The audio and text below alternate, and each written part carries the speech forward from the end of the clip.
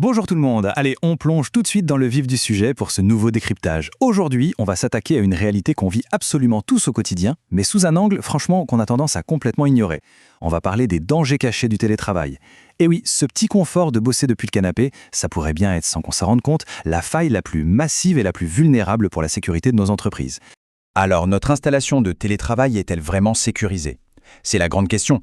En général, avec le petit ordinateur portable fourni par le bureau et un mot de passe bien complexe, on se sent plutôt à l'abri.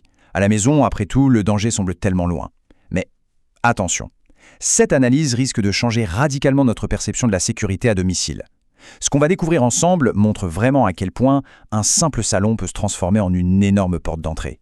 Ce qui nous amène à notre première partie, le nouveau champ de bataille, ou comment la sphère privée est devenue une cible. C'est assez fou quand on y pense. La forteresse traditionnelle de l'entreprise s'est littéralement téléportée jusque dans nos pièces à vivre.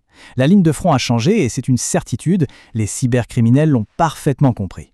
Pourquoi s'épuiser à attaquer un coffre-fort ultra protégé quand on peut juste passer par la porte de derrière? D'un côté, on a cette sécurité à l'ancienne, super stricte, avec des vigiles, des badges d'accès, des serveurs physiques intouchables.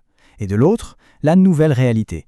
L'ordinateur d'un grand directeur se retrouve posé sur la table basse du salon, connecté exactement au même réseau Wi-Fi que, disons, la climatisation intelligente ou la console de jeu des enfants. Pour un pirate, s'attaquer à ce réseau domestique qui n'est pas du tout sécurisé, c'est une faille béante. C'est carrément une invitation à entrer. Et ça nous mène tout droit à notre deuxième point, le mythe du VPN et cette fameuse illusion de sécurité. Alors un VPN, ou réseau privé virtuel, qu'est-ce que c'est concrètement?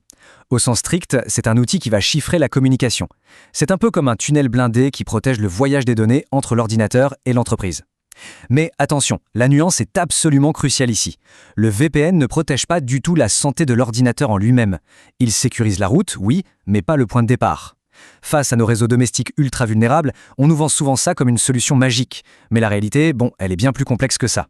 Pour vraiment comprendre, il y a cette métaphore qui est redoutablement claire. Utiliser un VPN sur un ordinateur infecté, c'est exactement comme conduire une voiture blindée, mais avec un braqueur qui est déjà assis sur le siège passager. C'est dingue, non?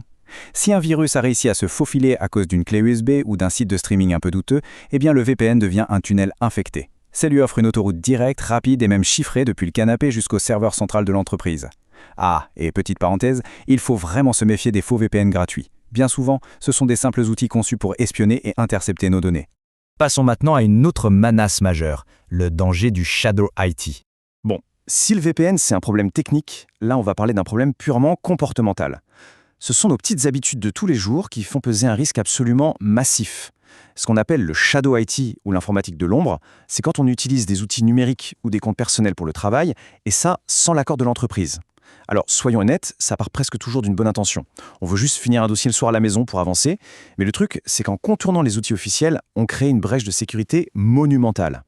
Concrètement, ça donne quoi? Eh bien, ça veut dire envoyer un document hautement confidentiel sur une adresse Gmail perso ou le stocker sur un petit compte Dropbox gratuit. Il faut savoir que ces clouds grand public n'ont pas du tout, mais alors pas du tout le niveau de protection qu'exige une entreprise. Autre exemple classique, générer un lien de visioconférence sur Zoom ou Teams sans aucune configuration stricte et le partager dans une discussion non sécurisée. Un concurrent malveillant pourrait s'en servir pour écouter discrètement toutes nos futures décisions stratégiques. C'est littéralement de l'espionnage industriel pur et simple, et tout ça juste parce qu'on a voulu prendre un petit raccourci de confort.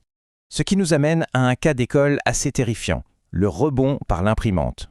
Voici la chronologie exacte d'une attaque redoutable qui s'est vraiment produite. Étape 1. Un cadre financier veut juste imprimer un petit rapport budgétaire, alors il connecte son bel ordinateur pro à son imprimante Wi-Fi domestique. Le hic, c'est que cette imprimante n'a jamais reçu la moindre mise à jour de sécurité de sa vie. Le pirate s'y infiltre. Étape 2. Depuis cette imprimante de salon, le pirate effectue ce qu'on appelle dans le jargon un mouvement latéral. Un rebond, autrement dit, pour s'introduire dans l'ordinateur de travail qui lui était censé être hyper sécurisé. Étape 3, bam, les identifiants de connexion du réseau de l'entreprise sont volés. Et pour finir en beauté, étape 4, un ransomware, un logiciel de rançon, est déployé, ce qui paralyse intégralement le serveur central. La leçon foudroyante qu'il faut en tirer, c'est que la chaîne de sécurité n'est jamais, au grand jamais, plus solide que son maillon le plus faible. C'est effarant de se dire qu'un ordinateur ultra sécurisé et des millions d'euros investis dans la cybersécurité d'une immense institution ont été totalement contournés et anéantis à cause d'un simple appareil électroménager. Voilà la dure réalité aujourd'hui, la sécurité professionnelle ne s'arrête plus du tout à la porte du bureau. Mais alors, que faire? Voyons ça dans notre dernière partie, les protocoles de blindage. Face à ces menaces, pas de panique. Il existe 3 piliers de défense. De vraies règles concrètes qu'on peut tous appliquer pour verrouiller notre environnement, vu qu'on est tous un peu devenus nos propres administrateurs réseau. Premièrement, l'étanchéité totale. C'est la règle du zéro mélange. En clair, l'ordinateur de travail ne sert qu'au travail. Terminé les réseaux sociaux, le petit film en streaming ou les jeux dessus. La frontière doit être absolue. Deuxièmement, l'isolation du réseau. Ça, c'est super important. Il faut créer un réseau invité sur la box Internet à la maison pour y parquer tous les objets intelligents au connecté et garder le réseau principal exclusivement pour les matériels de bureau. Et enfin, troisièmement, la validation multifacteur, le fameux MFA. Aujourd'hui, un simple mot de passe, ça ne suffit plus. Exiger une petite validation sur le téléphone portable pour chaque connexion, c'est absolument vital. Alors pour conclure ce décryptage, on peut légitimement se poser la question, notre imprimante domestique est-elle le maillon faible de l'entreprise? Ou peut-être que c'est le scanner ou la box Wi-Fi? En télétravail, l'ordinateur, c'est une extension directe de l'entreprise. S'il tombe, c'est toute l'institution qui vacille avec lui.